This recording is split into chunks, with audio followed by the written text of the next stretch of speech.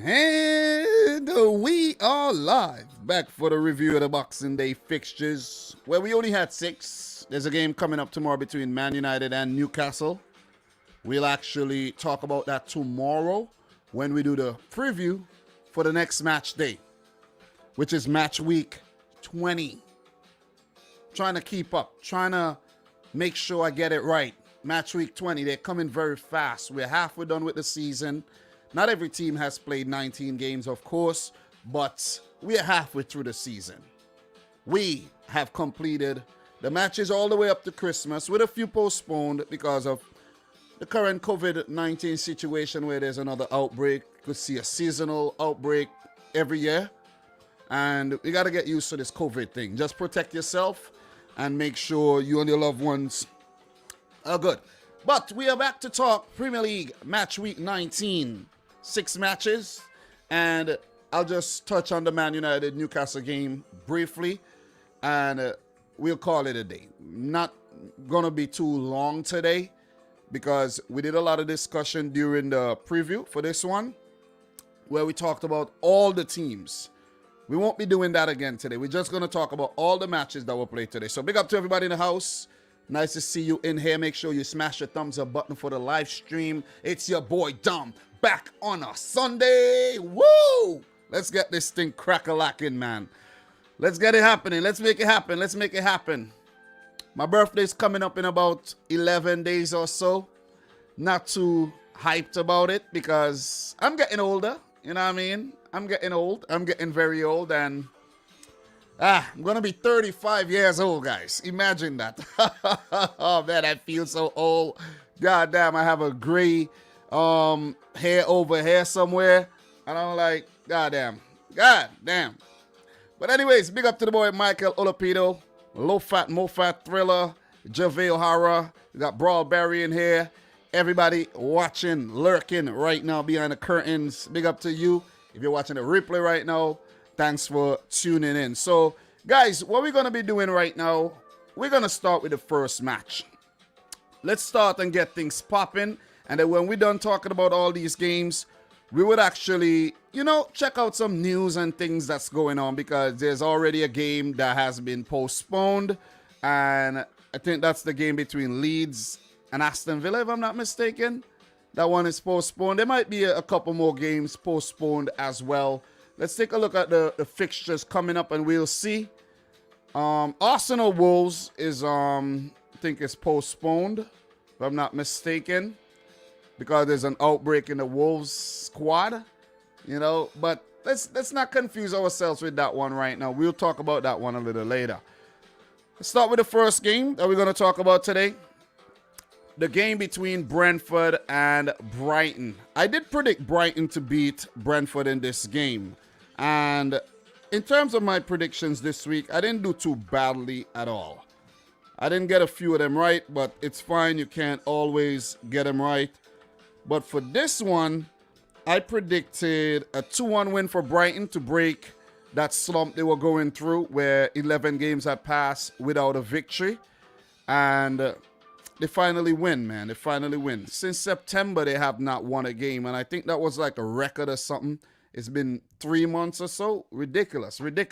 And I knew they'll bounce back because Brentford, even though they've shown glimpses of, what they're capable of doing, they've been lacking. And injuries and suspensions and the COVID situation has not helped Brentford's situation whatsoever. So in this goal, Brighton 2, Brentford 0. Leandro Trossard in the 34th minute. Brilliant ball by Enoch Mwepu, the Zambian. Well taken by Trossard to put over the out-rushing Alvaro Fernandez, who I think should have stayed on his line there, and it would have made it a bit more difficult for Trossard. And then Neil Maupay, the former Brentford man, put away a Jacob Moder assist brilliantly from the edge of the box to make it 2-0. Brentford did get a few big chances. Shandon Baptiste, a shot saved in the second half there, 60th minute. And from that resulting corner, a header was saved by Robert Sanchez again. And Sergi Cano's shot in the 89th minute was saved by Sanchez, his feet. Sanchez has been big this season. And the reason why you got to give him a lot of praise is because while Brighton was actually in the top flight, he was somewhere down in the third tier of English football on loan. I used to run across his FIFA card when I was playing Ultimate Team. I used to use his cards in SBCs and things like that. I'm like, who the hell is this Robert Sanchez guy? Rated about, I think his rating was like 50 something. And, look at how much he's risen. So he's the reason why Brighton was actually able to walk away with something from this game. They played brightly, but one thing about Brighton is that they pass the ball a lot, but it's a lot of lateral movement in their own half. They need to push that ball a bit more forward. And I think they need somebody else, somebody in the middle. I think Brighton are lacking that creative play in the middle, that really creative play in the middle to feed the ball forward. And, they depend on the wing backs a lot, Lamptey, Cucurella, a lot for the creative side of their game there. But Brentford, they fought and they weren't successful. You see Robert Sanchez, the king of the match there. Take a look at the stats. 16 shots for Brentford, 15 for Brighton. 6 on target for Brentford, 5 on target for Brighton. It was pretty even, see, in terms of possession, shots at goal, shots on target, touches, passes, everything. Pretty even game, but the only disparity here is the fact that Brighton had the quality on the day whilst Brentford lacked it. Look, if we want to take a look at the lineup really quick in terms of players involved, you could see Brentford, they're currently stretched. Their team is stretched. Mads Beck Sorensen, I think this is his first start, and their backline has not really been constant. Pontus Jansson, Ethan Pinnock there at the back. And Dominic Thompson starting his first game this season. Look, anybody by the name of Dominic is a legend in my eyes. So all the best to the young man in the future. So Ivan Toney and Mbeumo linking up again. But as I said, in the midfield right here, I think they're lacking some quality. Missing Rico Henry, of course, injured. Thompson played as the left wing back. But you got to give Brighton the credit there. Them also, dealing with injuries as well. With Lewis Dunk out, he comes to mind. Suspended, Yves Bissouma, and they're still able to, produce the goods. Danny Welbeck, you got to actually make note of. Back from injury. Alzate as well. Pascal Gross. Pretty good to see these guys coming back. Off the bench for Brentford, Frank Onyeka, Johan Wissa, and Saman Ghoddos, the Iranian. So look, Thomas Frank, he would feel like this is a setback to the little progress they were making.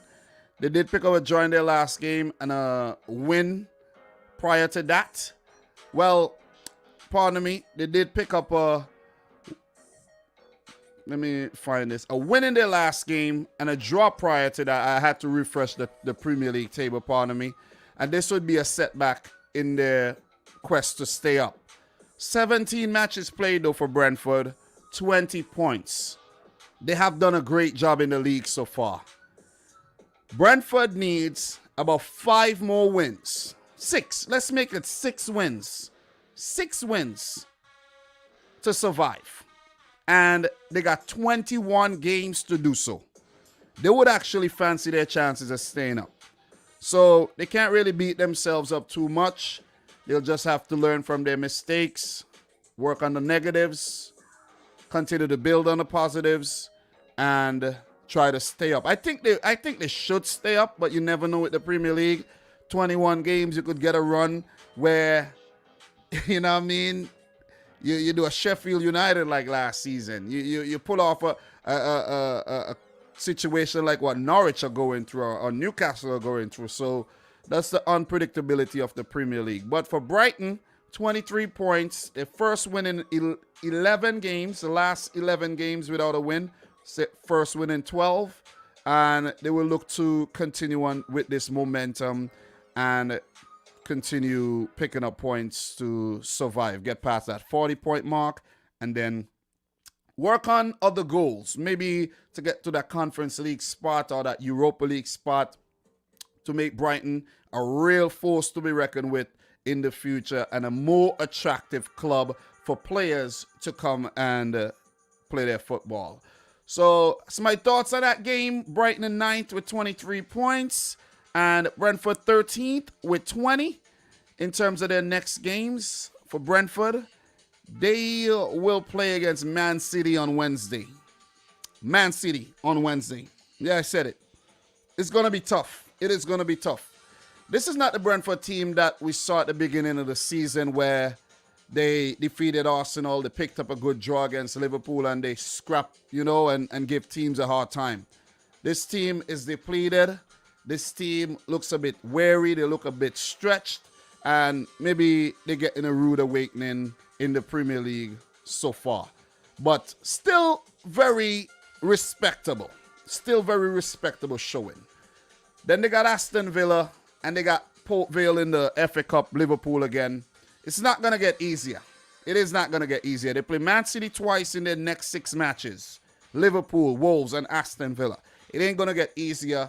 But life after that is a bit, more easy to navigate. So for Brighton, their next game will be against Chelsea this Wednesday. Then they got Everton, West Brom in the Cup, and Crystal Palace on January 14th. That's my thoughts on that game. Talk to me, guys. Talk to me. Talk to me. Big up to everybody in here. It feels good when I'm live by myself and I don't have my boy Liam sleeping on me, making me all hot, sweaty. And I could actually come full screen and talk to you guys. It feels good, man. It feels great. We got Sebastian in the house. Man City, Leicester, what a game. Yeah, that was really good. Dominic Thompson, Rich, tell me about it, man. Julian in the house, how are you doing? Barakat Silman in the house. Cashew Red.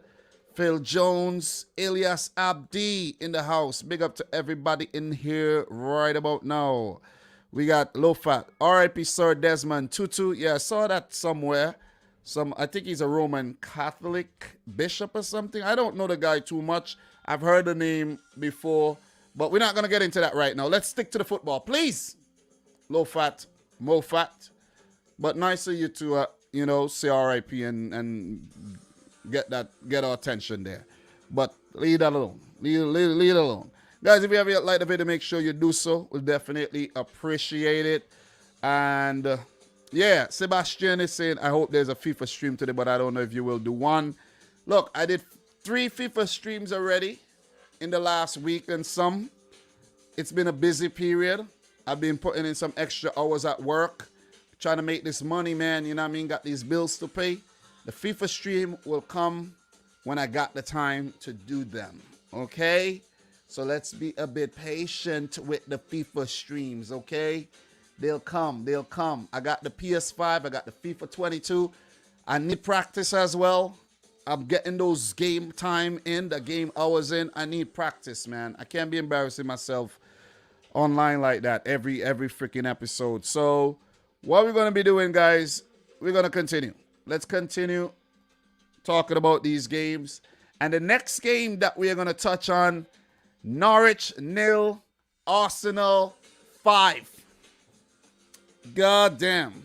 The Gunners, the young guns, where I think it's over 50% of their goals now have been scored by players under the age of 21, with Saka, Smith Rowe, and Odegaard an absolute fire, man. But Norwich, like I predicted, they would have got gunned down, man. And they did get gunned down big time. 5-0. That's a resounding win. That's a statement win by Arsenal. And they're just telling the teams around them, hey, man, you see this top 4? We want this top 4, and we're not going to relinquish this top 4 very easily or not at all. So my prediction for this game, I predicted a 3-1 win for Arsenal. They did better, kept a clean sheet. Ramsdale not really tested that much. And I did mention that Tim Krul was the player to watch for Norwich, but he was actually absent due to a positive COVID test, which meant that Angus Gunn started his first game this season for Norwich. And the former Man City goalkeeper did not have a good time in goal. Nor did he when he conceded 9 while playing for Southampton. That was the end of his Southampton career. I don't know if a lot of you guys remember, he was bought by Southampton from City. And after that 9-0 draw, I think he was the goalkeeper for that 9-0 drubbing against Leicester. It's either him. Yeah, I think it was him. Never saw the light of day again after that.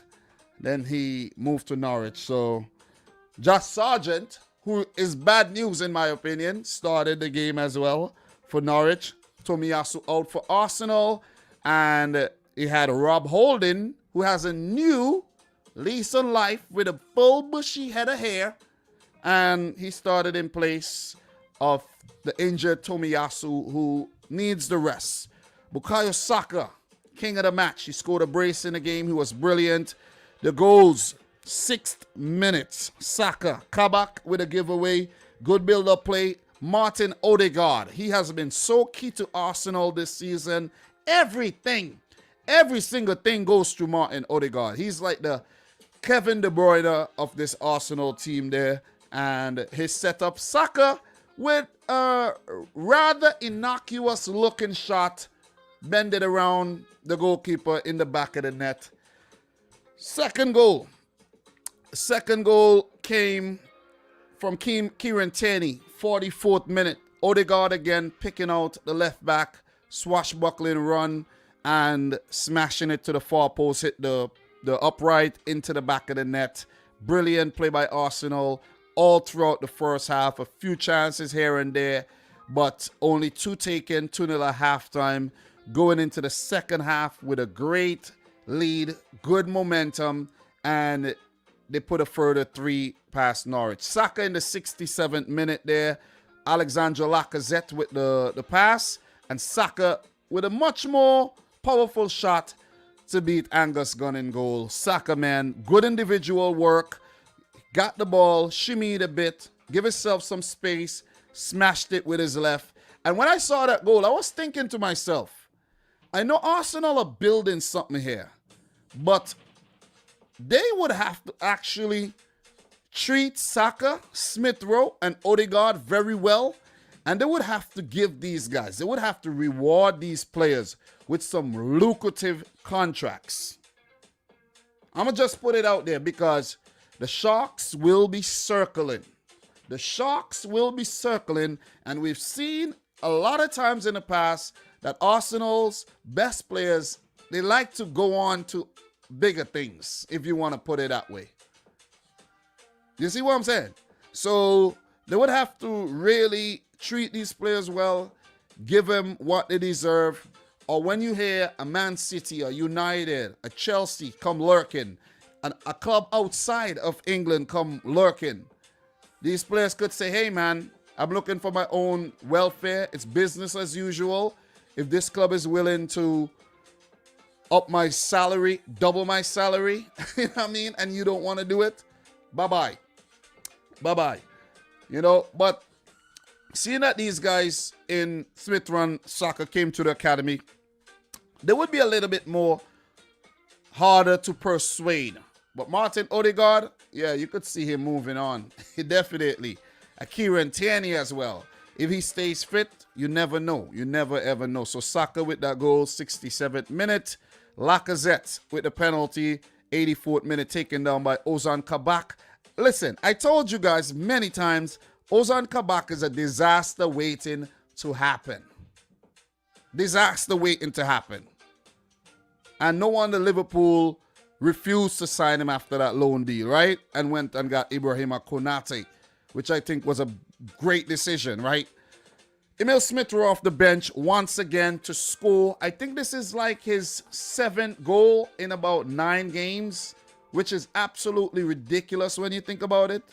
Emil Smith Rowe picked up an injury, lost his place in the team, and maybe you could look at it differently and say he didn't lose his place in the team, and it's just a strategy implemented by Arteta right now, where Smith Rowe is proven to be very effective off the bench. and could be effective from the start as well. But the way Martinelli has been playing, Saka, Odegaard, and you need that focal point up top in Lacazette where he knows, how to make the movements and everything and hold the ball up. Maybe a little bit better than the auxiliary strikers in a Smith Rowe who could play through there on Martinelli. He has to come off the bench. Nicolas Pepe involved in that goal. His shot deflected. Odegaard in the build-up as well. And Smith Rowe for the tap-in. So right now, Smith Rowe has 8 goals this season. This is his most productive season ever. Saka has 5 goals as well. So that's 13 goals between those guys. And Odegaard has a few. And it's just been a really, really good output by those Arsenal youngsters, man. And that's what you need. That's what you need from your youngsters. Some teams are afraid to play youngsters and to actually show these guys that, hey, man, I believe in you and you are the future of the team.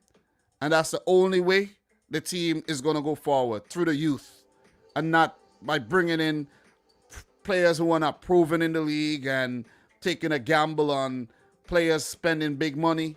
You give these guys opportunities and they're going to repay your faith. And that's exactly what they're doing right there. So you got to give it to Arsenal. You got to give it to Arteta. 2 years on the job. And he's done a good job, even though the ungrateful Arsenal fans always call for him to get sacked when he's not doing well. But little do these fans don't understand, like, you can't always do well. You see what I'm saying? If you're a team trying to build and you're a team trying to basically get back to where you used to be, you're going to have stumbling blocks. You're going to have obstacles. And you just have to accept that.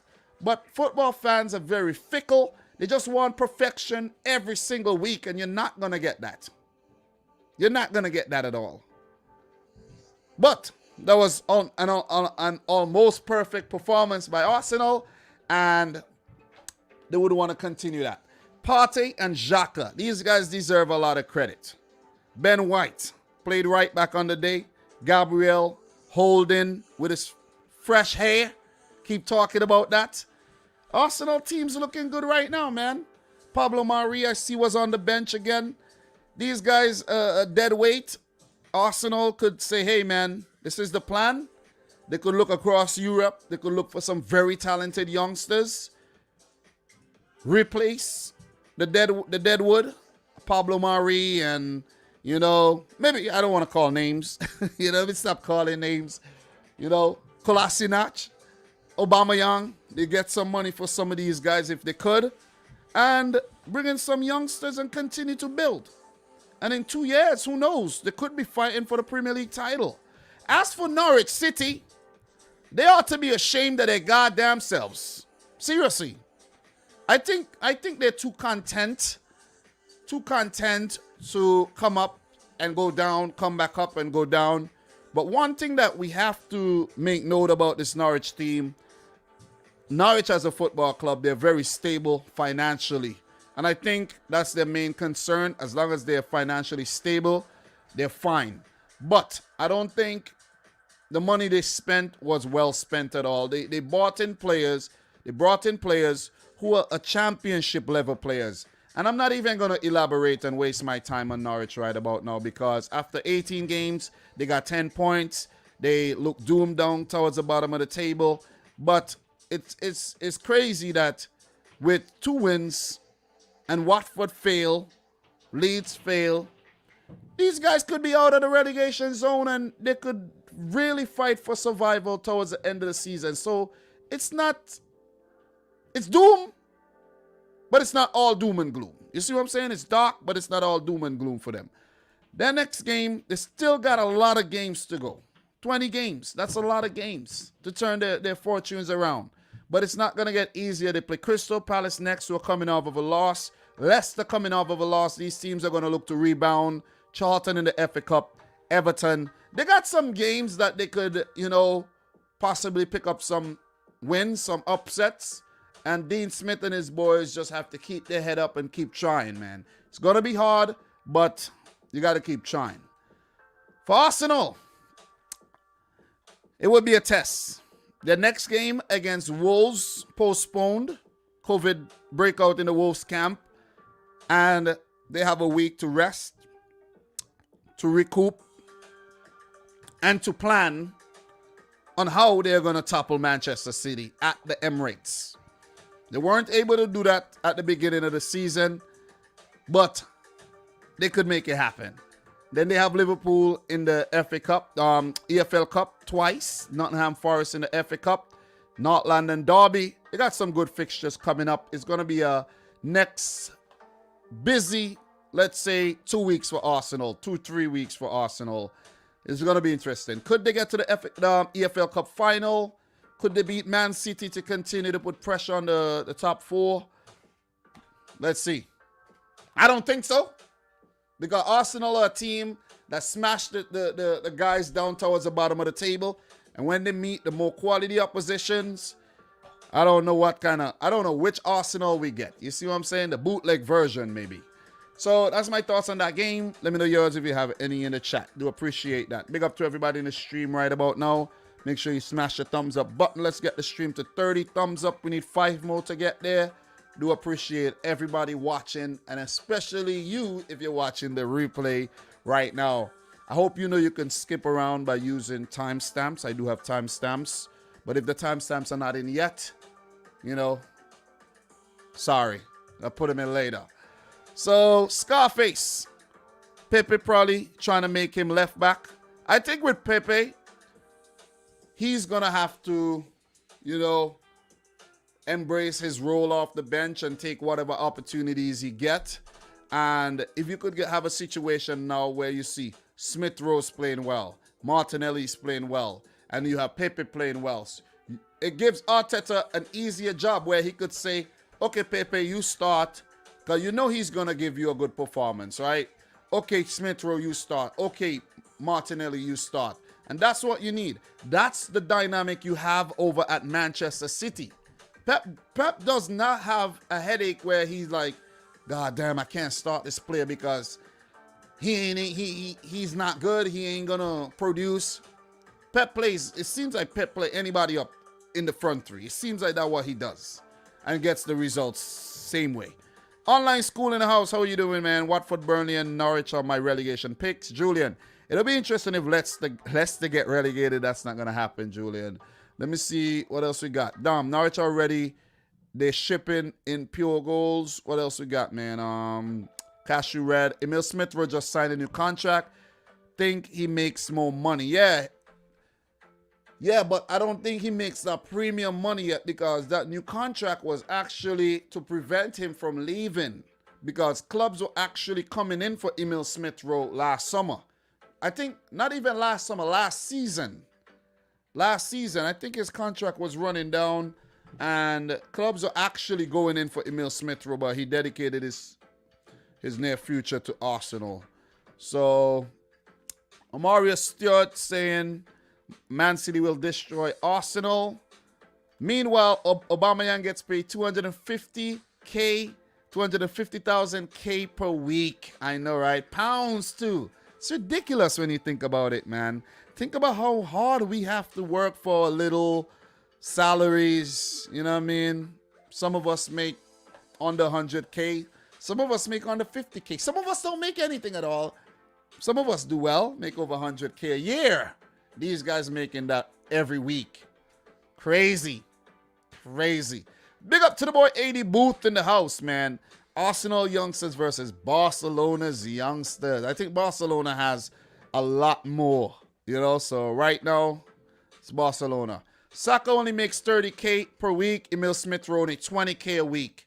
That's good money for these guys at their age. But trust me, that's exactly what I was talking about, Thriller. A team like City, a team like, I'm not going to say Liverpool, they don't really pay that well, right? Man United, they go in for these guys. Oh, man.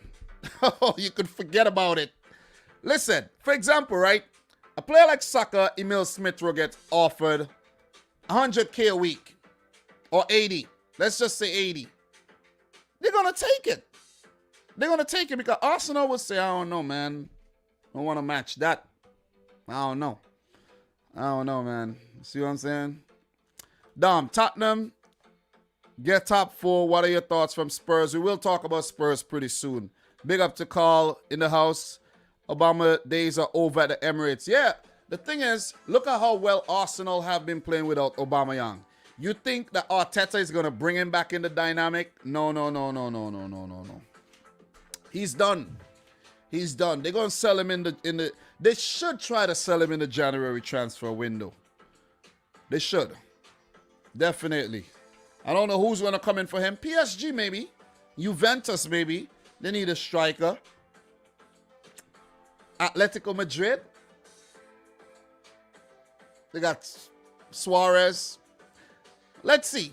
Let us see. So, what we're going to do, we're going to move on. We're going to keep it moving. We do have a few more games to talk about. We're doing well. We got 2 games done. And we're going to move on to the next match. West Ham 2, Southampton 3. First one for the day that I got wrong. Did not expect Southampton to do this. And West Ham has been a letdown across the last month or so. I got to say. West Ham United are slipping hard.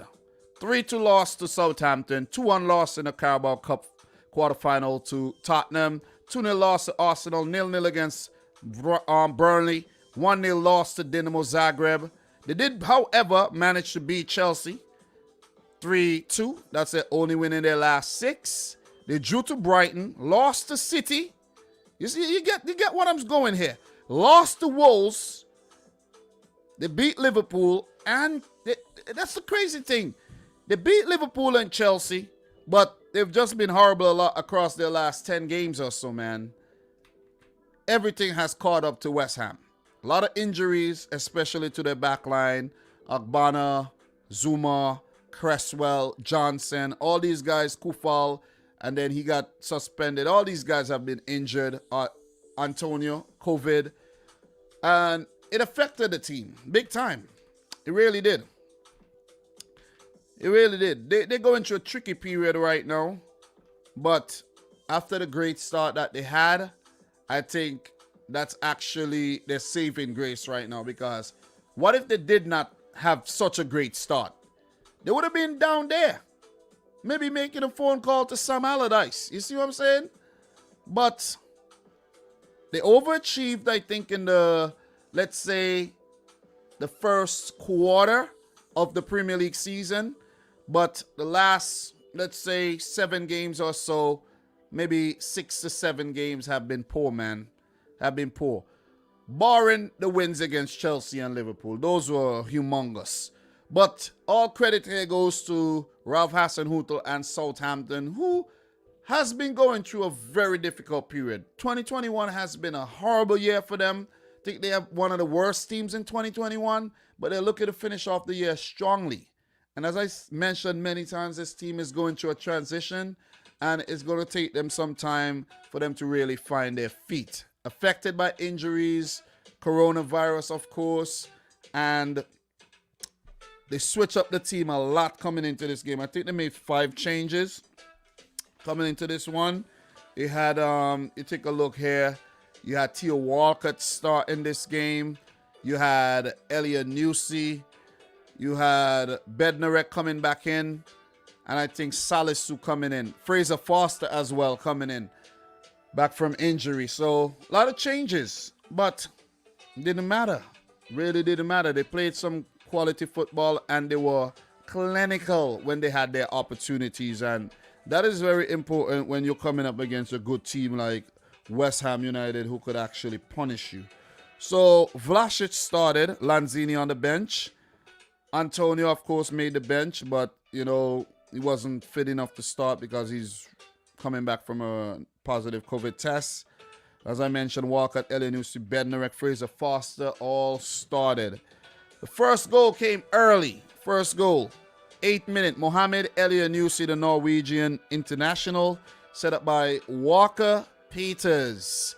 Really good layoff on the edge of the box and good shot, good left-footed shot pass. Fabianski in goal. Southampton with the great start. So 1-0 at halftime.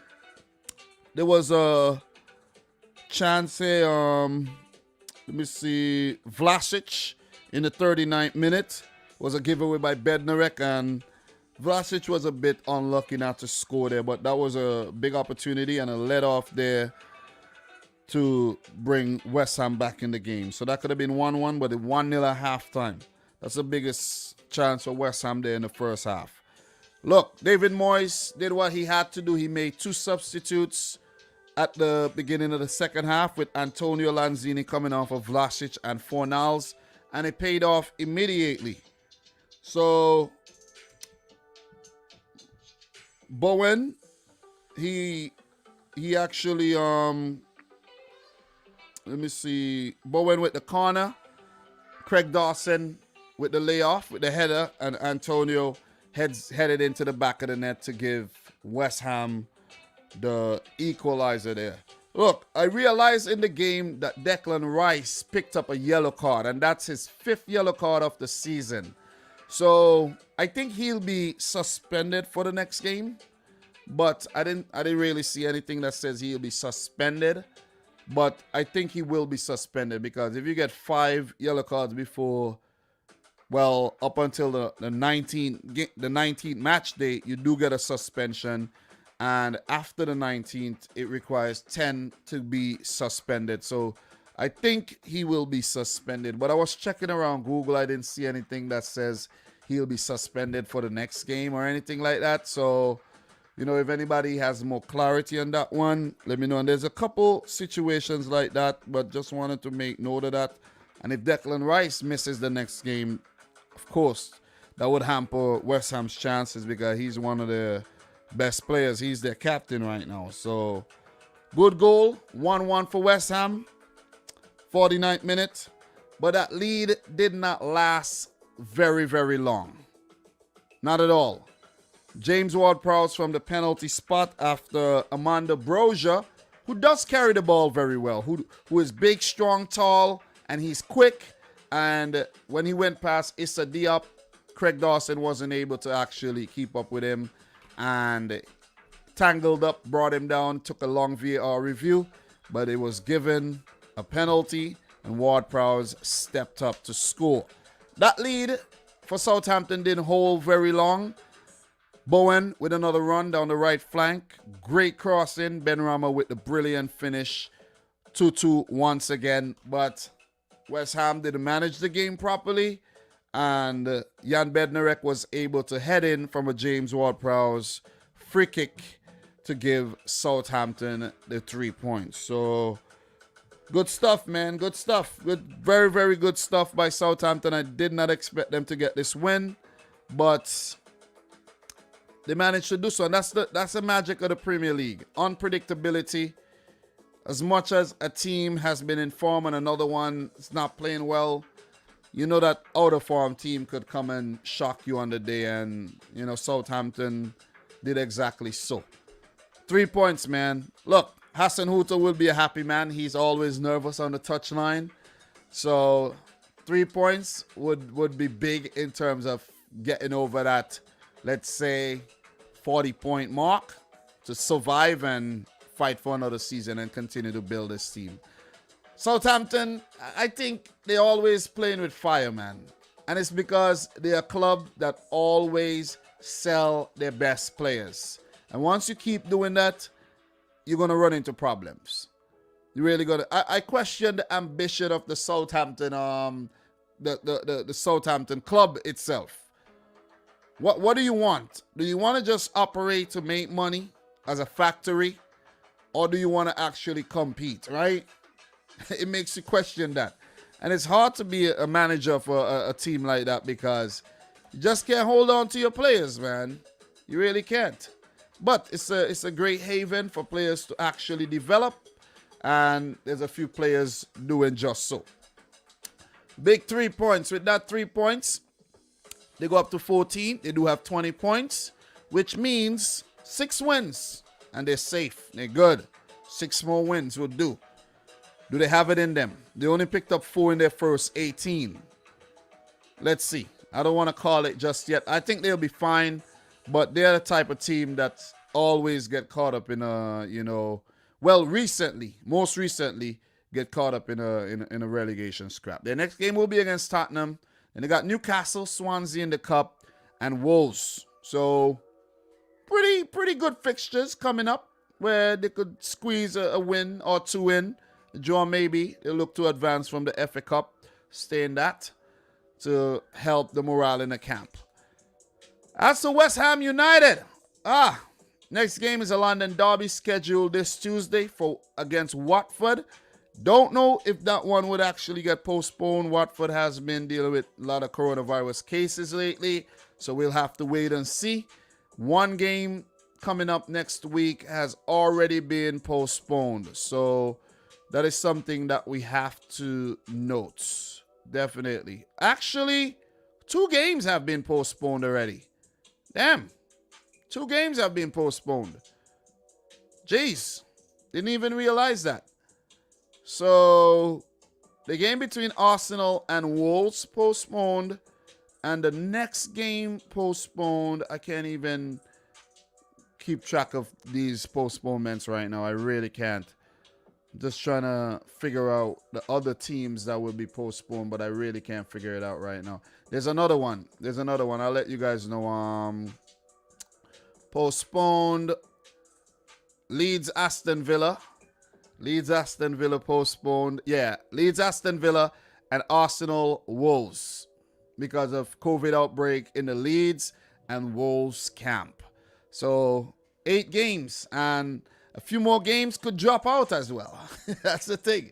Could lose a few more, man. Could lose a few more. It helps me. In terms of, preparing and everything. Less games to prepare for. So I don't mind at all, man. I don't mind. Seriously, I really don't. But it's when you have to make up those fixtures, there's going to be a pileup. But let's go back to West Ham. They have Watford next. They're scheduled to play Watford next. London derby, and then another London derby against Crystal Palace. Then they got Leeds in the FA Cup, and then Leeds again in the Premier League after that. So they'll have to pull things back, and Watford is a perfect team to do that against. But you have to be wary of these teams coming back from a lengthy period on the sidelines where they come back fully rested and they come back very hungry. So let's see how that one works out. So my thoughts: Southampton 3, West Ham 2. David Moyes would be a worried man. Somewhat lost the plot after receiving so many good praises at the beginning of the season. But November, December so far has been very, very indifferent. So let me know your thoughts, guys. Do appreciate that. Guys, big up to everybody in the stream. Make sure y'all smash the thumbs up button. We're doing very well. We need 11 more likes to get to 50. Amazing. And I'm dressed in all black right now. Somewhat of a funeral session for Leicester City. But they almost came back from the dead to get something from us, though. That was scary. That was real scary. But we'll talk about that one soon. What are you guys saying in the chat? Big up to Johnny Longs, Steve, Matata. Who else we got in here? Online School. We got 80 Booth. Dom, don't you know anything? You don't get to keep your players unless you're lucky enough to support a top team. And you're talking about the Jack Grealish situation again, right? Keep your eye on Aaron Ramsey. I just want to say that, man. Aaron Ramsey, he could be gone. So, what else we got? Villa postponed, yeah. Yeah, we established that. Big up to Palomo in the house. Nice to see you around here. MVP Kev in the house. How are you doing? Nice to see you around these parts again. Who else we got here, man? The boy Thriller still in here. Magnificent 7 fan club. Damn, Foxes for life. We almost came back in the game. Just talked about that. Yep. So, who else is saying anything in the chat right about now? What else we got? He's called Jacob. You talking about the other one? Jacob Ramsey? Talk about Jacob Ramsey? Somebody will take him too. Jacob Ramsey. That's who I'm talking about. Not Aaron Ramsey. Jacob Ramsey. I'm talking about Jacob Ramsey. Not the brother Aaron Ramsey, right? And Chuck Wumeka, he's another one you got to keep an eye on too. You know what I mean? Kind of messed up on the day, give away the ball. But let's talk about that game. Let us talk about the next game. And that game is the game between Aston Villa and Chelsea.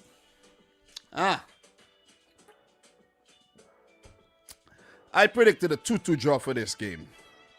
And if Villa had a bit more cutting edge on the day, and I think if Villa had Steven Gerrard on the touchline, this could have been a whole different outcome. I know Chelsea fans might be like, Dom, you really don't want to see us win no games. Listen, as I said, if Steven Gerrard was on the touchline, it's a different game. It's a different game. I'm telling you this. Because there were many moments in the game where Villa had Chelsea on the freaking rocks.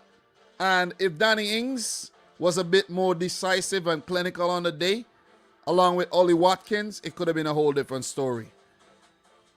Buendia, these guys got to step up. They were missing John McGinn big time. But Chelsea managed to eke out a 3-1 win, which the decisive goals came in the second half, and the decisive goal came late. But Villa was actually fighting back to get that equalizer to make it 2-2. But you got to give Chelsea the credit. You got to give Thomas Tuchel the credit here when he does deserve it for making the changes at halftime and actually affecting the game, changing the game big time with Romelu Lukaku. So, look, in this game, Aston Villa 1, Chelsea 3. No Gerrard on the touchline.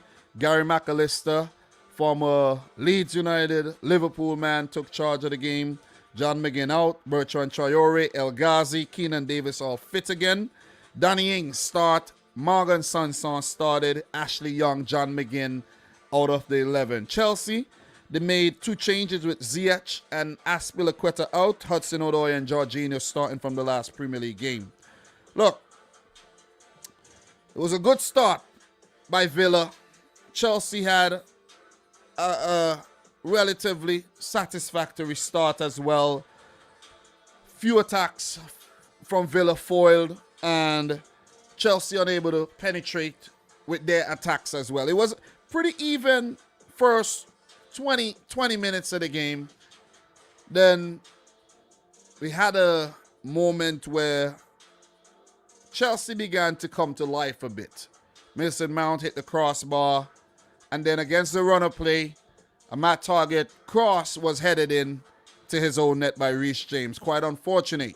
Mendy flying, unable to save it. But Chelsea bounced right back with a penalty in the 34th minute.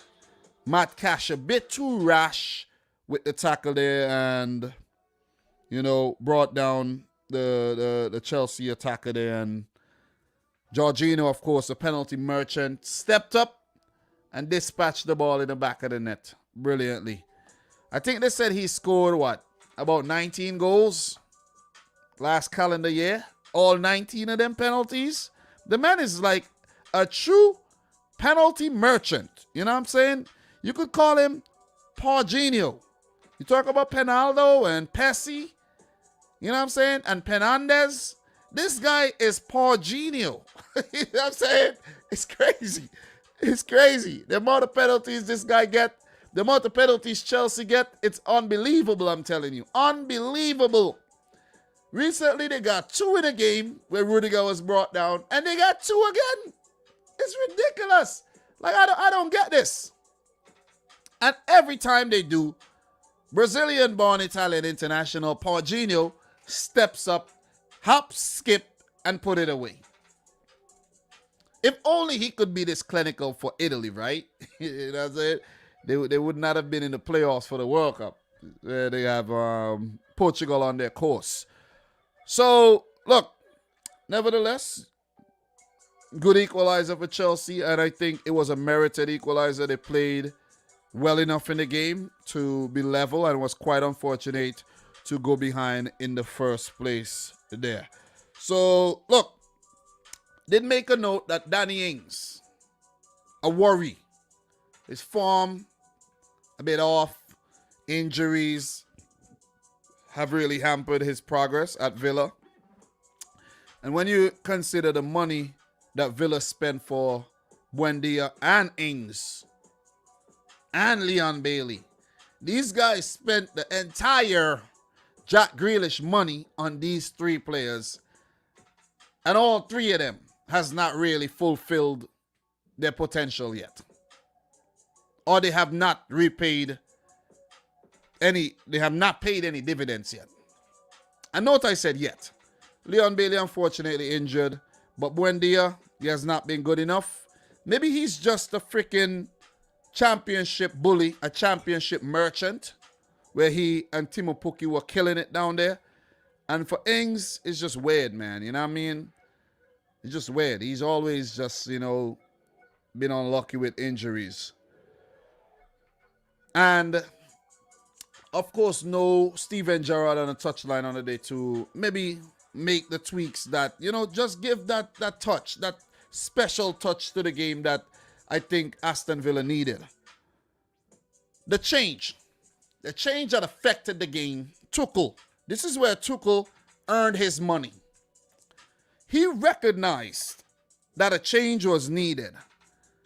He recognized that Pulisic as a striker wasn't doing the job. Not making the right runs, not holding the ball up enough, not pulling defenders enough like a Lukaku would do. He took off Chalobah, Chalobah, brought on Lukaku, and the game changed immediately.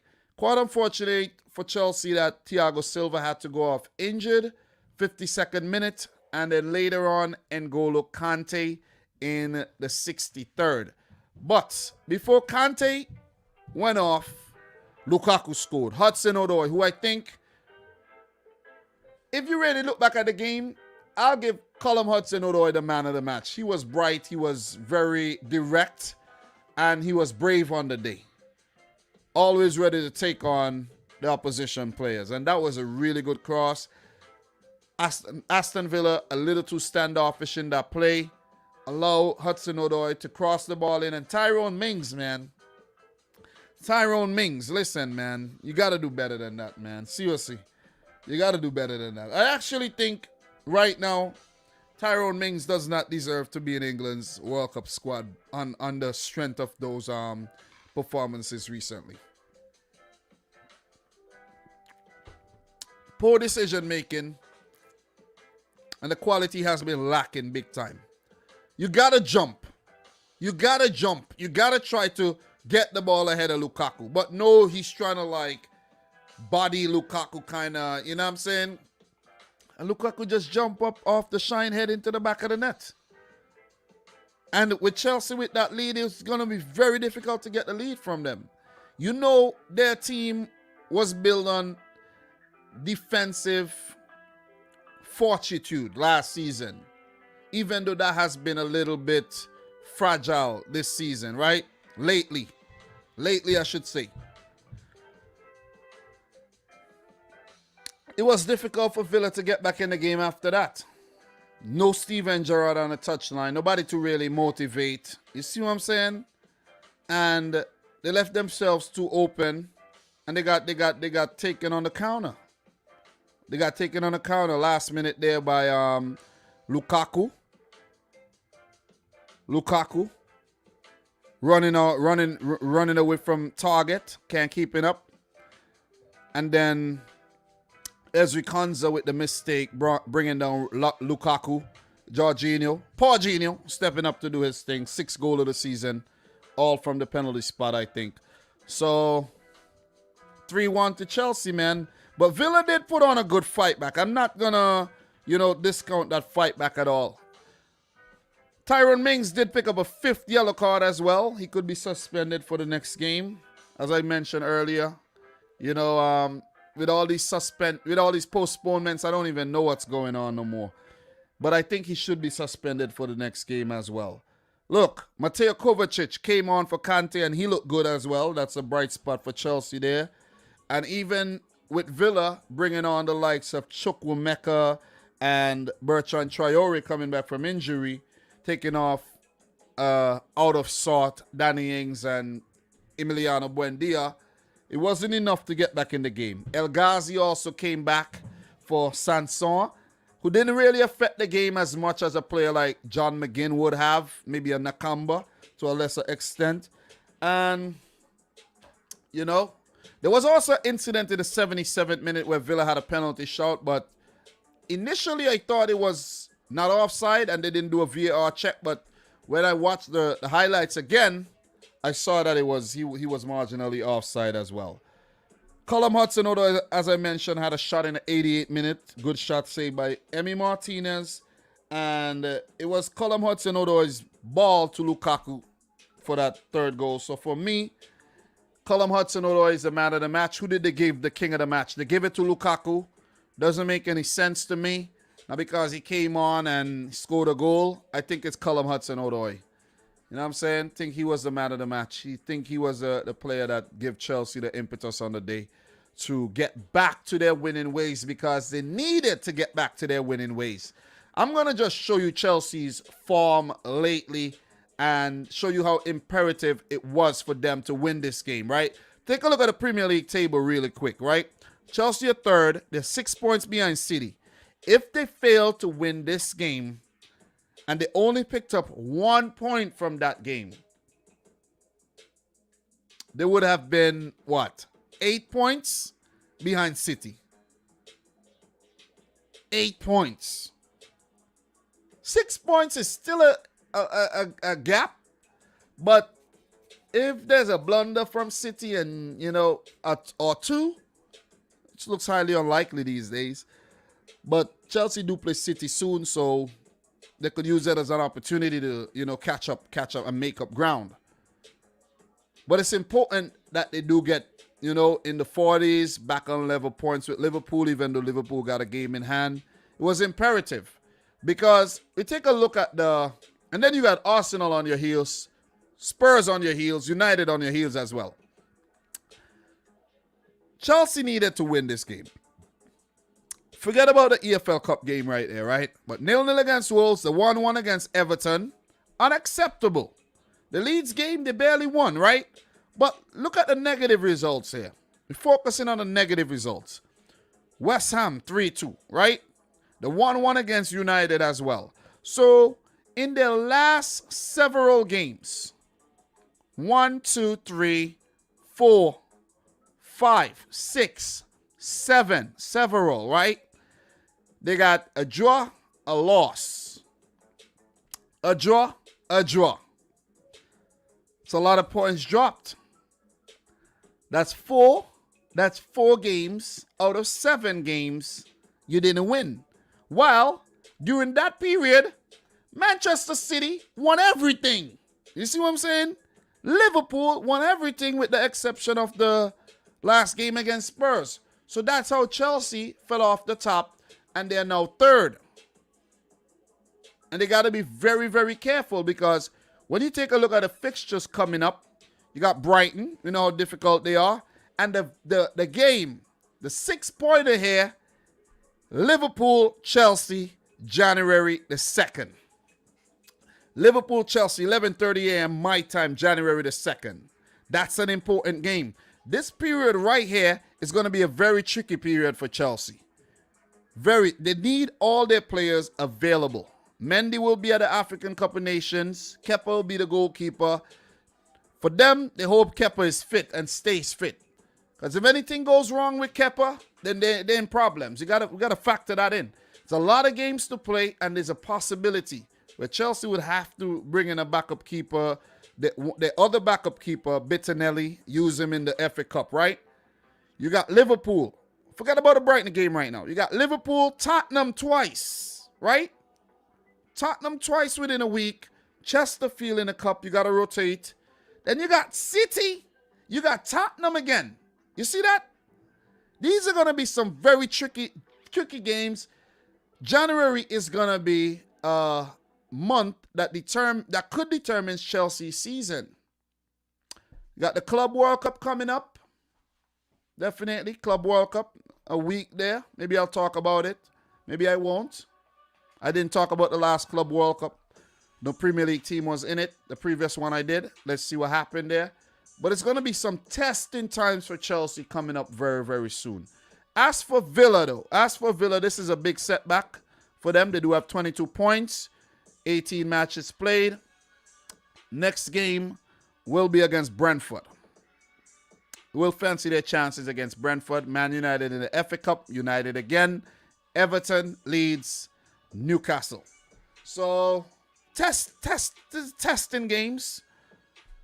But, Villa would fancy themselves their chances in those fixtures as well. So, that's my thoughts. Congrats to Chelsea. And they get back to winning ways. Props to them, definitely. And I think they deserve the win on the day. Even though I predicted them to draw. They did deserve the win. But as I mentioned, I think if Gerrard was on the touchline, whole different story if you ask me. Whole different story. So, that's my thoughts. Let me know yours in the chat.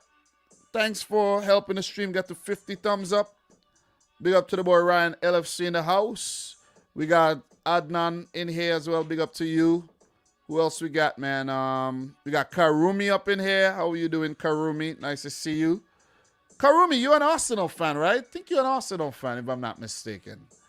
We got, I agree with Lukaku getting man of the match. He changed the whole game, but Cho is up there for man of the match. Definitely. Who else we got here, man? Yeah, Hudson-Odoi was good. He was really good. All right, Johnny Longs, nice to see you in here. Peace out, bro. Peace out. So, as I mentioned again, you have my number. Stop coming on YouTube to talk to me, bro. You know what I'm saying? Like, come on, man. Stop being weird, bro. You know what I'm saying? Are you scared to message me or something? You know what I mean? Come on, bro. Like, come on. Come on. How many people you messaged since, the whole December? You ain't messaged me once. I ain't messaged you either, but still. Communication is a two-way thing. So, no McGinn, no win. Let's move on, though. Let us move on. But yeah, Ryan, you got to hit me up, bro. Don't come here messaging me on YouTube, bro. Come on. You could do better than that. I know you could do better than that. I bet if I was a girl, you'll message me already telling me Merry Christmas on my WhatsApp, though. I bet. You know what I'm saying? I bet. Anyways, anywho, let's keep it moving. Let's move on to the next game here. And that one is Tottenham 3, Crystal Palace 0. And I did predict a win for Tottenham as well. And I think I made a solid prediction with that Tottenham win. 3-1 I did predict for Tottenham. They ended up with a clean sheet, 3 goals scored. So I did pretty solid in terms of my predictions this week, but it's not so important though. Tottenham 3, Kane, Moura, Son, Zaha sent off. And it was a comprehensive win for Spurs. Very comprehensive win. 5 changes from the Liverpool game. Tanganga, Reguilon, Skip, Hybier, Lucas all came in. They did have a midweek game in the Carabao Cup, so you have to change it up, keep it, rotating. Palace did make 1 change with Anderson coming in for Guehi. And Palace did apply for a postponement to this London derby prior to the game. COVID breakout in their team. Patrick Vieira missing on the touchline as well for Crystal Palace is definitely something to note here. And, of course, could have affected the game big time. If your manager is not there, you look over and the man that inspires you isn't there. You know what I mean? You kind of do what you want. And that's exactly what happened to Crystal Palace on the day, where Zaha, very ill-disciplined, man. I don't know what goes on in Wilfried Zaha's head sometimes. I even wonder if he has a brain. He had the commentator calling him stupid. And he's right. It was stupid. It was very stupid, man. Scrappy first 25 minutes of the game. Spurs with a few chances. Butland, who seems like he's the number one choice now over at Crystal Palace over Guaita, had to make a few saves. Tottenham looked good. And I mentioned that they have been looking real hot under Antonio Conte. They have. I got to admit it. When you talk shit, sometimes it come back to bite you because, they're looking good. I got to admit. Conte in the Premier League, unbeaten. Conference League, not too good, right? Not too good. They knocked out. But in the Premier League, Carabao Cup, Antonio Conte has been really good. It's the Antonio Conte that won that Scudetto with Inter season ago, right?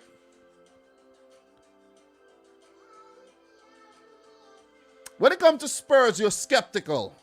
But it seems as if Antonio Conte is managing to actually get the best out of these players. You see Lucas Moura. You see Ollie Skip. You see Harry Winks. These guys are playing like they have a new lease on life. And when you have somebody inspirational as your manager, you tend to do that. It's like, for example, at my job, my manager and I get along pretty well.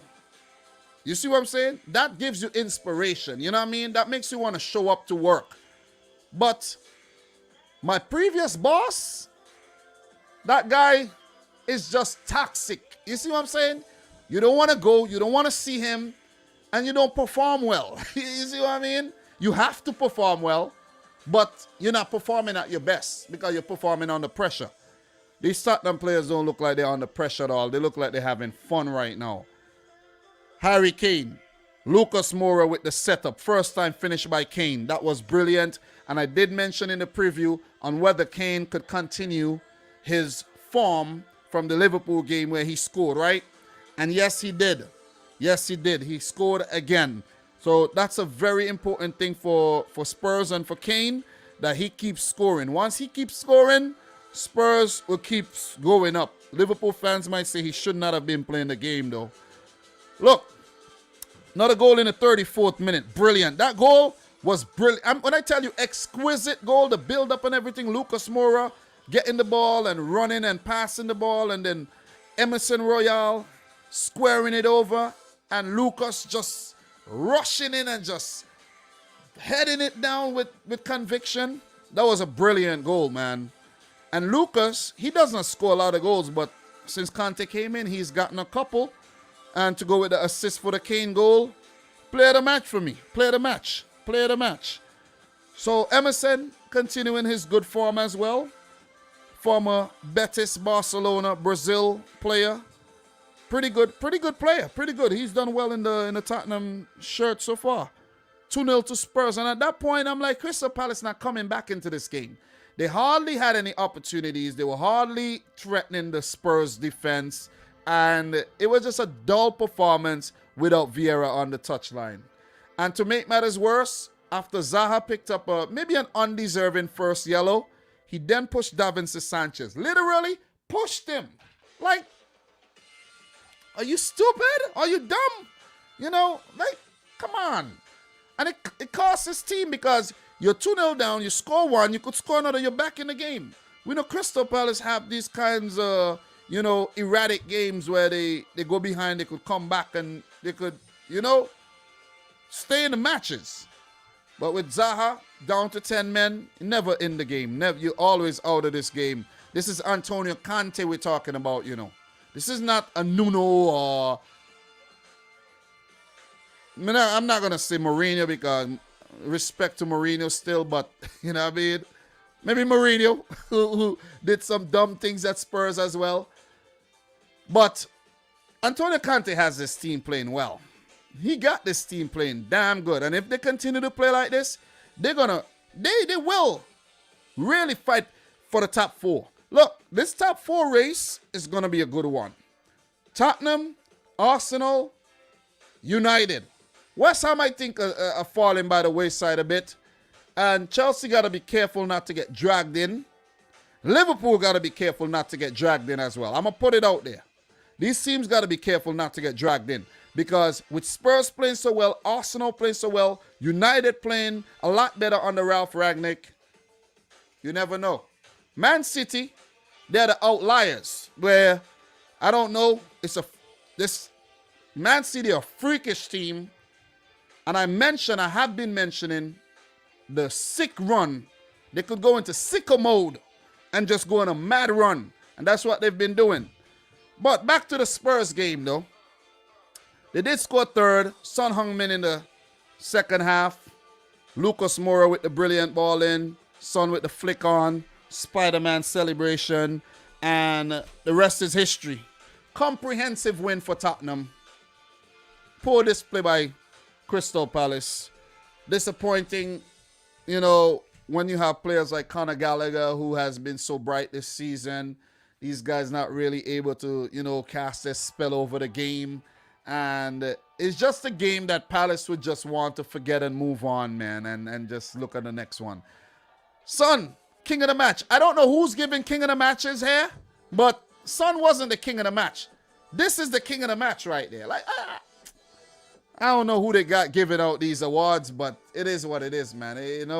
Son is a fan favorite, and whoever you want to give it to, you give it to at the end of the day. For real. You know what I mean? So, Tottenham, morale's high. Morale's high. You see everyone smiling. Everybody's happy. But not pulling out their hair, you know what I'm saying? But not biting their nails right now. You don't have to worry about the freaking Conference League or anything. You could focus on the Premier League, focus on the cup matches. Who knows? Who knows? Maybe they could win something. Maybe they could win something. I can't believe I'm saying this, but maybe they could win something, man. Maybe the cup. Maybe the Sippy Cup. Maybe they win that. Maybe they win the Baby Cup. Who knows? Who knows, man? But good performance nevertheless, though. Very good. And in terms of the games that they have coming up, very important games. They're fifth, 29 points, 16 matches played. Let's note that. 16 games played, which means they have 3 matches in hand. And if they win all 3, they will go up to 38 points. And that would put them in 4th position right now. 4th position. Above United, even if United win their 3 games in hand. They'll go above Arsenal. They'll go, just within touching distance of Chelsea and Liverpool to a lesser extent. The North London derby coming up would be a very important game for Tottenham. But before that one does happen, they have Southampton on Tuesday if it does go ahead. They have Watford on Saturday. Games that they should win, but let's see. They got 3 cup matches. Chelsea, semi-final of the Carabao Cup, Morecambe in the 3rd round of the FA Cup. And then they got the North London derby, January 16th, and Chelsea again on the 23rd. It's going to be some tough games coming up. But the next 2, Southampton and Watford, those games definitely, I think they should pick up 3 points and continue to put pressure on the top 4 here. So for Crystal Palace, they're 12th right now. 12th. And they've had a good season so far. When you think about the standards of, Crystal Palace. It's Crystal Palace we're talking about here. 20 points in 18 games, only 4 wins, 8 draws. Needed to convert a lot more of those draws into wins. A lot more of those losses into wins as well. But only 6 L's this season is not bad at all. So, look, 6 more wins. They survive. Vieira get to, work on his team for yet another season and continue to build. I think they're ambitious club. They're a very ambitious club. You know what I mean? They're more ambitious. Way more ambitious than Southampton, if you ask me. But they're a team that could lose their players, their better players, to bigger clubs as well. So, for them, their next game is one they'll look forward to play against Norwich, and a London derby against West Ham, who has not been in great form. And then they got Brighton. So the next 3 games, definitely. Well, the next 6 games, they play Norwich twice. Keep that one in mind. They play West Ham, Brighton, Millwall in the FA Cup, and Liverpool. So they look to win maybe 4 out of 6. Liverpool game, the Brighton game, iffy. West Ham game, iffy. But they should manage to beat Norwich twice, though. Or maybe I'm underestimating Norwich City, right? Maybe I am. But big up to everybody in here, though. That's my thoughts. Tottenham 3, Crystal Palace 0, which leaves us with one more game to talk about. One more game to talk about. Guys, if you're in here and you haven't yet liked the video, make sure you do so. Appreciate it. Leave a comment, leave a question. I'll answer it. I don't mean to be too long-winded tonight. As you see, we're an hour 15 minutes. Within the next 15 minutes, we should wrap up the show. And I should be able to take my Sunday night and relax. I got to come back tomorrow, which means tomorrow I have to prep for the stream in the night. It's a lot of work. It's a lot of work, man. Trust me, guys. You don't want to be me. You don't want to be me, man. You know what I mean? This thing is a lot of work. But for me, what's important is the consistency. It's the consistency. I want you guys to do something for me. Don't focus on the views on the channel. You know what I'm saying? Forget about the views. Forget about subscribers and whatnot. Let's focus on consistency here. Because that's where you win. You win with being consistent. You see what I mean? You got to be consistent. If there's a girl out there that you like, you got to be consistent. You got to keep communicating.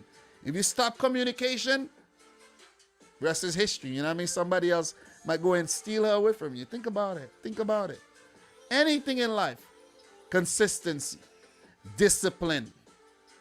And that's the key here. When you see me go live today, go live tomorrow, and just keep going. Match week 19 preview. Match week 19 roundup. You see what I'm saying? 20 preview.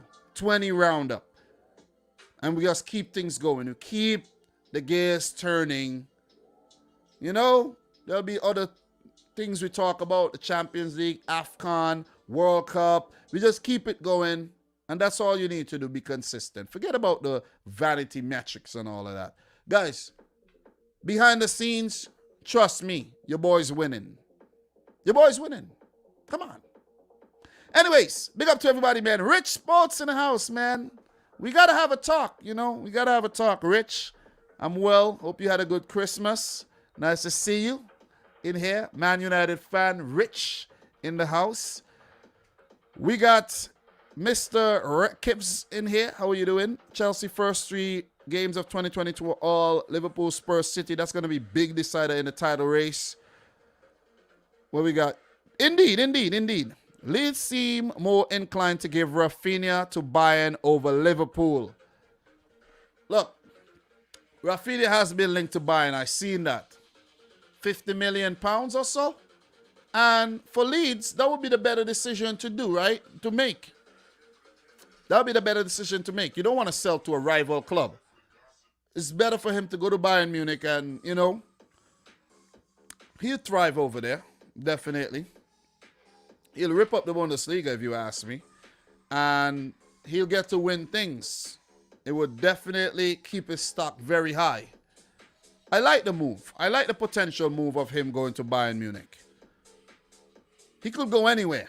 He's good enough to go anywhere right now. So, Liverpool, are they going to be willing to pay the money? I don't know. They could deal with a backup player. But the thing for Rafinha, would he want to leave Leeds where he's starting every game and go to Liverpool where he might be on the bench? You know what I'm saying? He might be on the bench. You're not starting over Mane and Salah. Like, think about it. Or he might be in the midfield. Who knows? He might be deployed as a creative midfielder. You never know, though. You never know.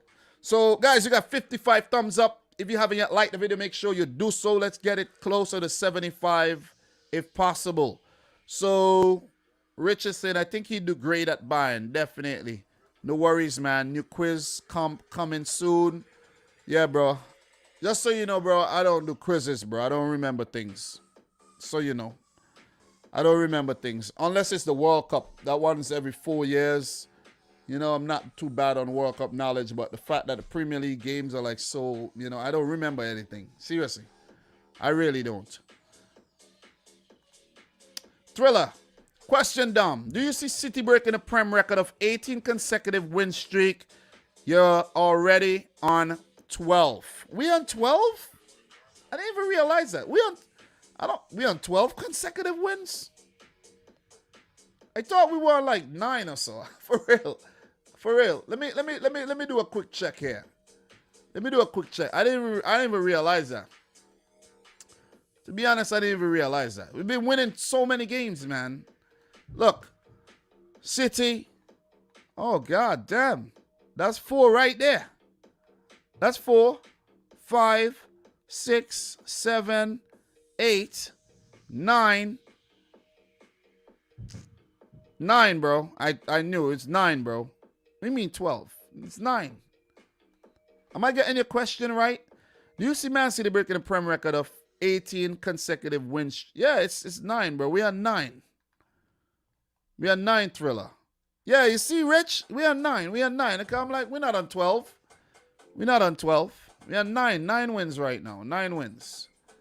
9 wins. Ron, boy, damn worried. Liverpool straightening with Rafinha. Nah, bro. Liverpool not signing Rafinha.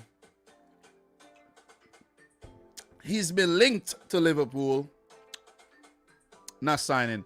Big up to the girl, Miss Melina in the house. How you doing? Oh, my God. You got Miss Melina in here. My God. Oh. How are you doing, Melina? How are you doing? We got to have a chat soon, Mel. But things have been pretty hectic. Maybe in January, though. Things have been really hectic, man. No time to do nothing. No time for sleep either. You know, so guys, what we're going to be doing, man, let's not waste no more time. Let's talk about the last game today. And Man City 6, Leicester City 3. What a game. I must say, what a game. What a game. I'm really proud of my team, though. I'm really, really proud of my team. Really proud of my team. 2 changes from the Newcastle win. Leicester made 6 changes from their win against Newcastle with a makeshift backline as well. And that was a 50th Premier League appearance for Ruben Dias, 74th total. Massive, massive player for City so far. Guys, the goal came early. City on point, unsung very, very early in the game. 5th minute, Fernandinho with that nice dink to De Bruyne. Leicester, too standoffish. De Bruyne had way too much time to control, settle, and shoot with his left. 1-0. Dominant start. 12th minute. 12th minute. Tielemans pulled down Emerick Laporte. Corner build up. Diaz, was involved earlier. Referee had to talk to the players a bit, and then Tielemans brought down Laporte. It looked innocuous at first, but when you look at the replay, he did pull him back. Laporte was heading straight to that ball, and the VAR review, referee Chris Kavanagh went to the screen and overturned. Well, he didn't give the decision at first, but give the decision after looking at the screen. Riyad Mahrez, a former Leicester City man, stepped up to dispatch brilliantly. He'll be heading off to the African Cup of Nations. All the best, Riyad.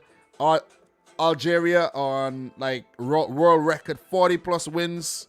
40+ games unbeaten, I should say. I don't think they're all wins, but 40+ games unbeaten. Passing the Italian record, and with their recent win in the Arab Cup, they are now world record holders in terms of games, consecutive games unbeaten. So Mahrez will join up with the Algerian team, will make them much stronger there for the African Cup of Nations to look to defend their title. So 18th minute, Leicester with a free kick. Maddison tested Edison, making, he had to push it up onto the crossbar. That was very, very close, and the rebound was dealt with. So that was a nervy moment there for City. Leicester showing glimpses of what they're capable of doing. Ayoze Perez also had a shot saved by Edison. Good period for Leicester after conceding twice. But then the third goal came for City in the 21st minute. Good build-up play. Bernardo, Kevin De Bruyne laying it off to Cancelo, making an overlapping run. And that square that was heading towards the far post. Maybe Raheem Sterling would have run onto it and tap it in. Schmeichel put out a hand, and the parry was tapped in by Ilkay Gundogan for City's third. There was actually a fourth, where 4 minutes later, Raheem Sterling, Gundogan laying off the ball, Sterling running at the defense, and Yuri Tillemans, who had a stinker of a day in defense, tripped him up, and Sterling took the ball, stepped up, and dispatched brilliantly. I could remember last season I was saying Sterling and these guys at City who make so much money, they need to take some time to go to the park with one of their buddies and practice to take penalties, because they have been horrible at taking penalties. But the way Mahrez put away his and the way Sterling put away his, exquisitely done. And what penalty problems? You know what I'm saying? Like, you think like, what kind of penalty problems does City have? I didn't see it. So Gundogan, that was his 4th goal of the season. Sterling with his 6th. Mahrez with his 5th, and De Bruyne already has 5 goals. So City, dominant first half there. And with Leicester being 4 goals down, I thought it could have got ugly. I honestly was thinking 9 and 10. For real, I was. So Sterling scoring in his 4th consecutive game on the bounce. Tillemans not very good at all in the first half there. 35th minute, there was also an opportunity for Sterling to score. Brilliant build-up. Bernardo, after Zinchenko ball to Bernardo, and that first-time ball and volley from Sterling. Oh, my God, if that had scored, that would have been wicked. Mahrez had a chance that went wide in the 43rd. Gundogan a chance saved in extra time. 4-0 at halftime. It was so dominant. Guardiola, happy man. Brendan Rodgers scratching his head. And with scratching his head, he did have the plan. He did have the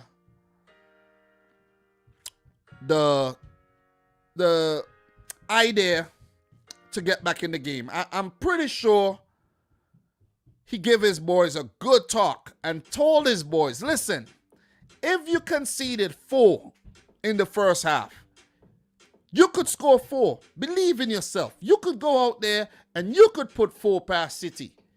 And I'm telling you, what these guys did in the early stages of the second half there was absolutely astonishing. I honestly started to panic a bit. I'm not going to lie. I started to... When the first goal was scored, right? 55th minute, the breakaway. Great counter. Laporte slipped, couldn't get to the ball. Diaz, he failed to close down the ball, and then Iheanacho to Maddison, who did the rest. I was like, okay, they got one back, so what? But then 4 minutes later, Iheanacho picked out Ademola Lookman.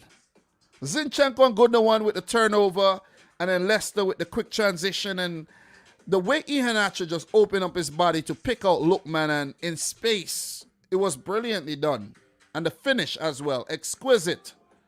His 2nd goal of the season. Maddison, by the way, has been in great form. Brilliant form this season.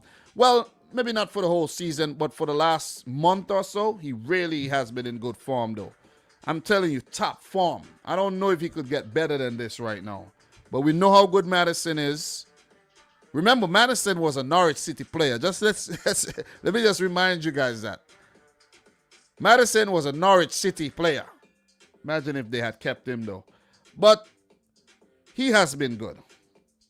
I think they needed Jamie Vardy on the day if something magical was going to happen. But I couldn't believe these guys were coming back from 4-0 down, you know. At halftime, I was saying, Pep needs to put on this youngster right here. This youngster by the name of Keiki. Brazilian youngster. I'm like, yeah, boy, we're going to get to see him in the second half for sure. Nah, Pep couldn't afford to do that. Couldn't afford to do that. Because Leicester, within 10 minutes, scored 3. Maddison, after City was caught on the break, they were able to put their, get their shape back, get bodies behind the ball. But Maddison with the shot from distance, forcing Edison to push it onto the crossbar. The dink off the crossbar, falling nicely to Iheanacho for that tap-in. Brilliant by Leicester. And Ruben Diaz.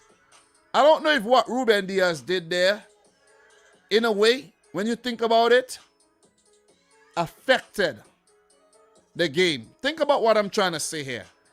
Not very good gamesmanship by taking the ball out the back of the net, not allowing Iheanacho to get the ball and celebrate with the ball, but to take the ball and carry the ball to the kickoff and say, hey, man, listen, we need to get a grip on things.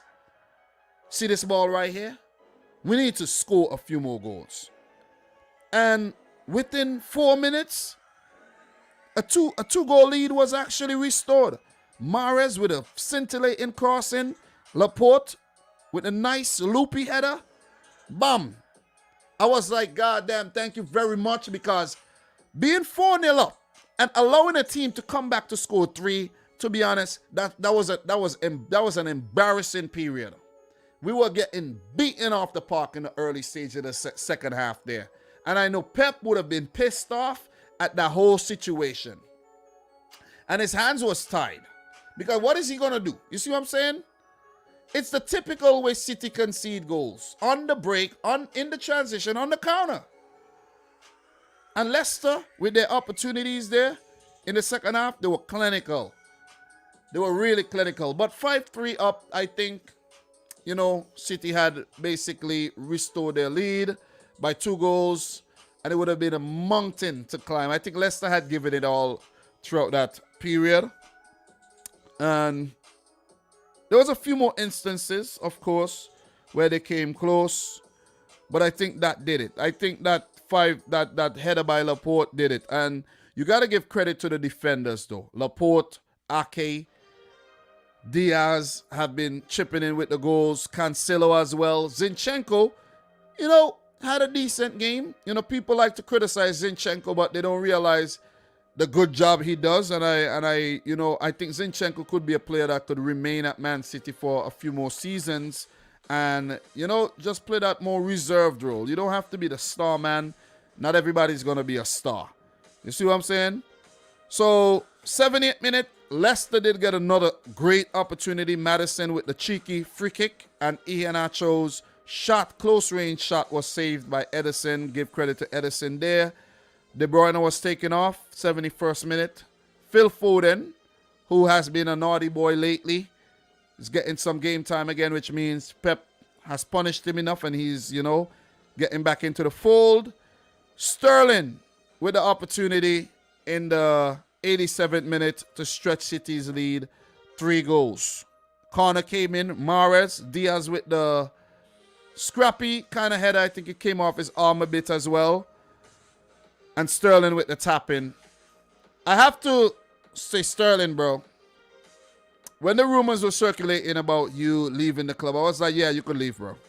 You could leave. But you now showed us how important you are to the club. You know what I'm saying?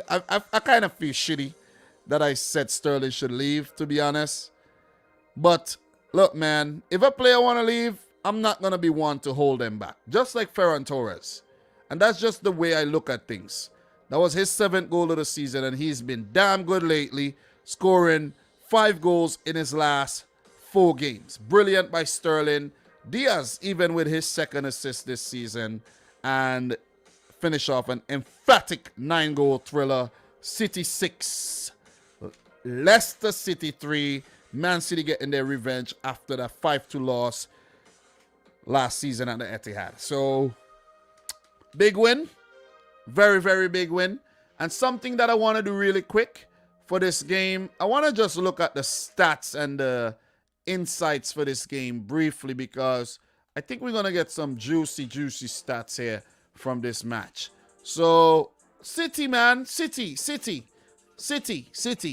7 against Leeds, 4 against Newcastle, and 6 against Leicester. This is unbelievable stuff. When you really think about it, this is unbelievable stuff, man. That's 17 goals in 3 games. 17 in 3 games, conceded 3. You look at the standings here, and some teams have not even scored 17 goals yet. Norwich with 8, Burnley with 14. You got 18 for Leeds. You got 18 for Newcastle, 19 for Southampton. You go up to Wolves, they got 13. Brighton got 16.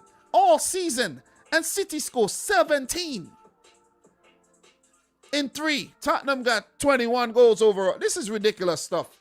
Ridiculous stuff. 47 points. Top at Christmas. Every time they've been top at Christmas, they've won the title. Halfway through, 6-point lead. Well, it could be a 3-point lead with Liverpool, a game in hand if they win that one. A 3-point lead. Listen, that's brilliant. That's brilliant. It's looking like it's going to be a title winning season for Man City again. Back to back, baby. But anyways, let's take a look at the game here. 6-3.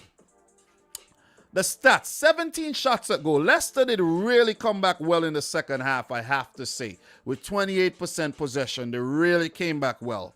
But if you look at the Man City stats, I like this. You see the ratio between the shots on goal and shots on target? This is usually way off, where City get like 25 shots, 2 on target sometimes. And I hate that.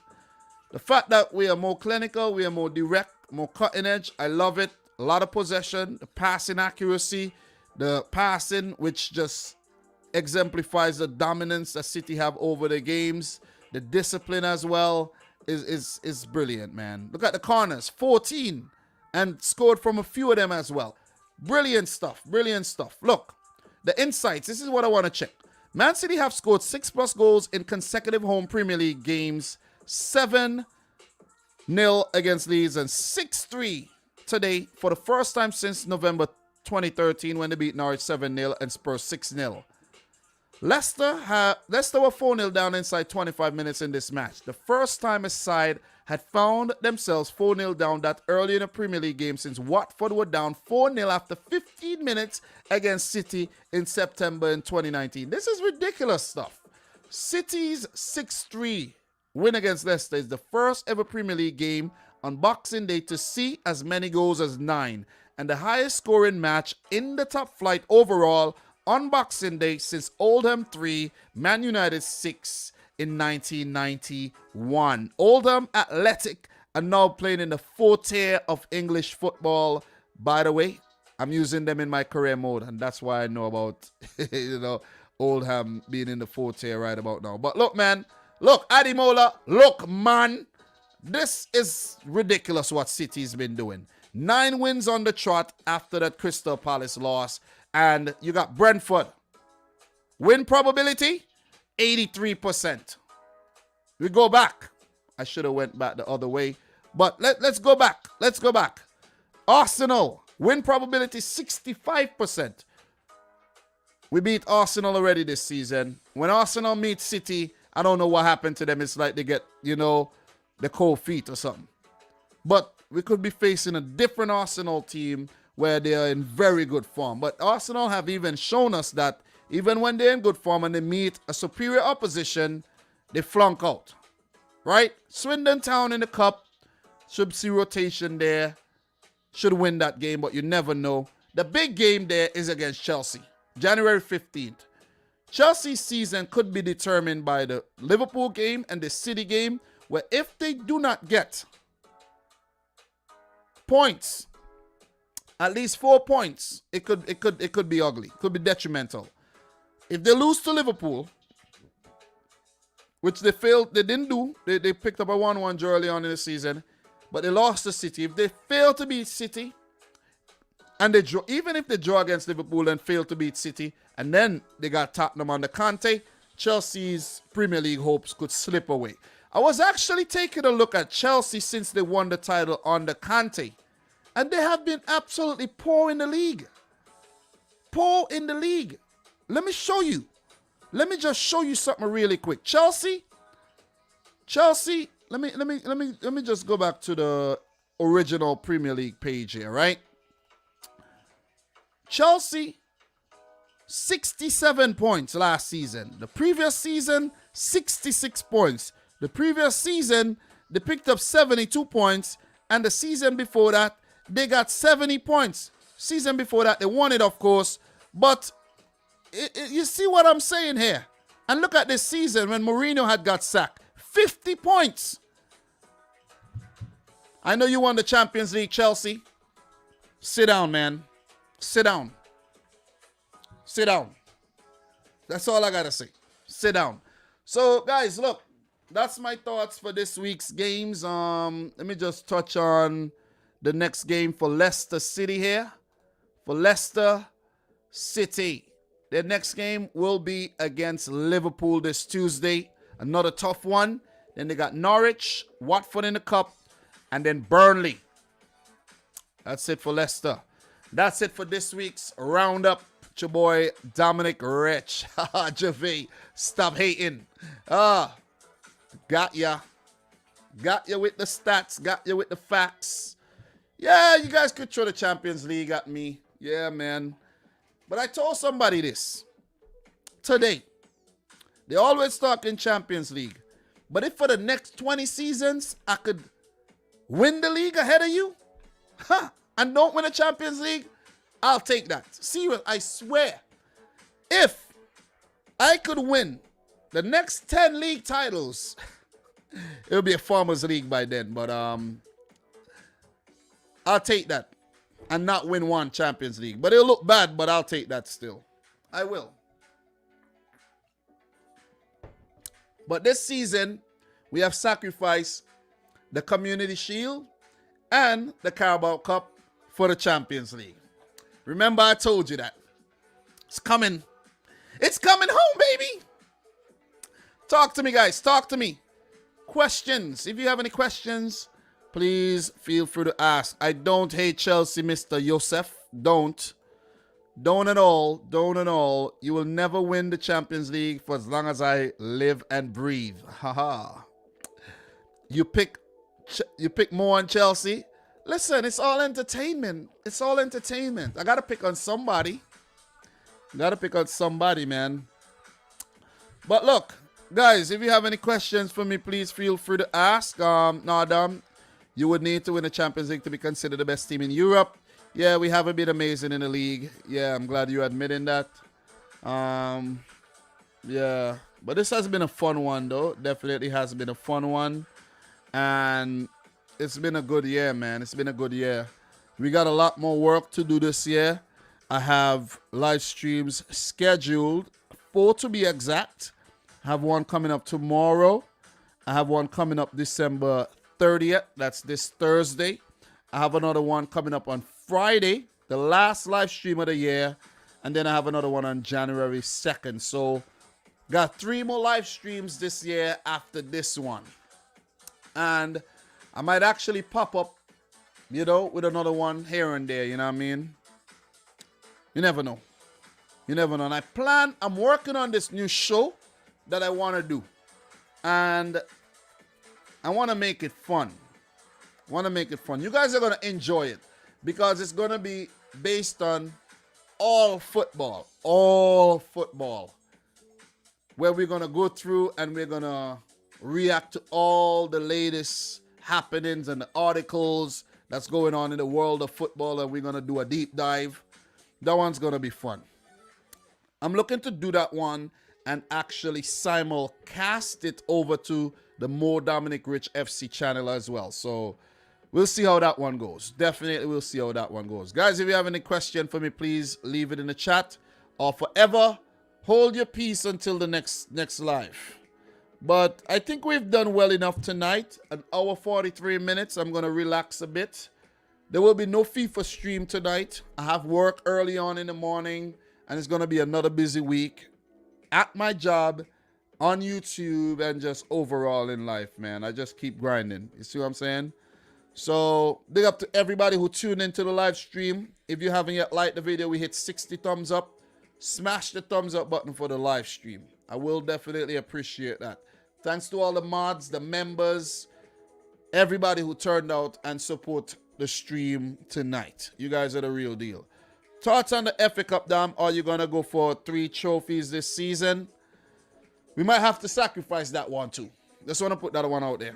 You just might.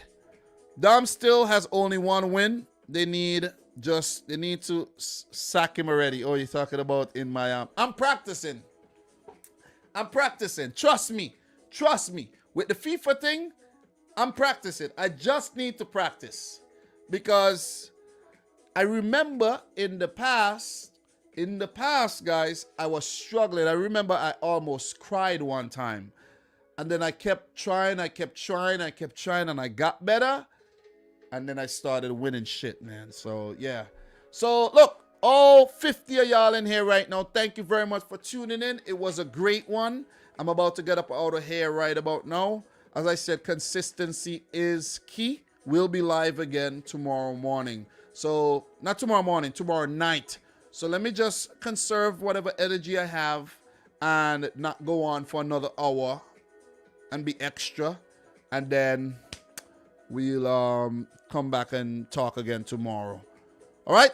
So, guys, from your boy Dom, thank you very much. Hope you had a great Christmas. Hope you're having a great holiday period. And until my next one, thanks for watching. Peace out. Rich Squad. Peace.